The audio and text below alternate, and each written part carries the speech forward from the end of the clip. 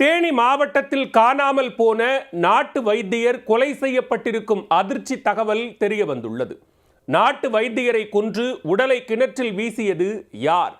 அடுத்தடுத்து நடந்த கொலைகளின் பின்னணி என்ன? தேனி மாவட்டம் சின்னமனூர் அருகே உள்ள சின்ன ஓவலாபுரம் கிராமத்தை சேர்ந்தவர் 52 வயதான சந்திர வேல்முருகன்.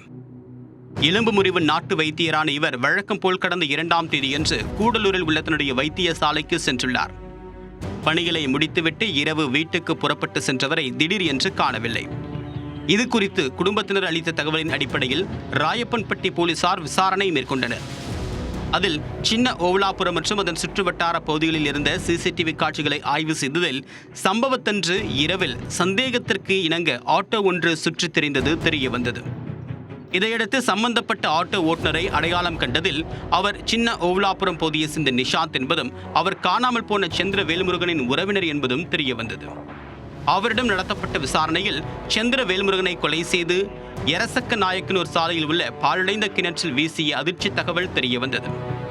சம்பவ இடத்திற்கு சென்ற ராயப்பன்பட்டி போலீசார் கிணற்றுக்குள் கிடந்த சந்திர வேல்முருகன் உடலை மீட்டு தேனி அரசு மருத்துவமனைக்கு அனுப்பி வைத்தனர்.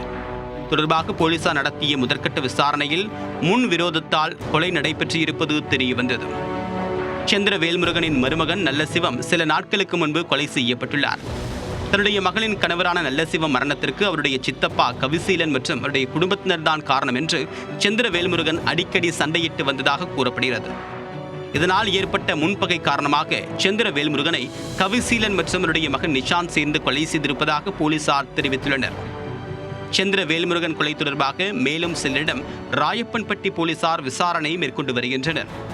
முன்பகை காரணமாக நாட்டு வைத்தியர் கொலை செய்யப்பட்ட சம்பவம் அந்த பகுதியில் பரபரப்பை ஏற்படுத்தியுள்ளது.